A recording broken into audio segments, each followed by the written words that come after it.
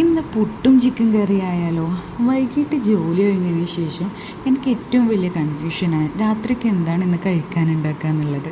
അങ്ങനെ ഞാനൊരു കൺക്ലൂഷനിലെത്തി, ചിക്കൻ കറിയും പുട്ടും ഉണ്ടാക്കുക എന്നുള്ളത്.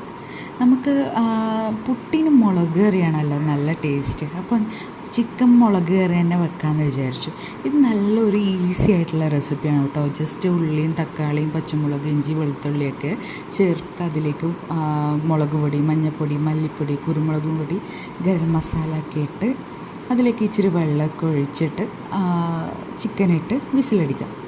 അപ്പം ഈ ഒരു എളുപ്പത്തിൽ നമുക്ക് ചിക്കൻ കറി തയ്യാക്കാൻ പറ്റുന്ന ഒരു റെസിപ്പിയാണ് കേട്ടോ ഇത്. നിങ്ങളെല്ലാവരും എങ്ങനെയാണ് ചിക്കൻ കറി ഉണ്ടാക്കുക എന്നുള്ളത് കമൻറ്റ് ചെയ്യണേ കേട്ടോ.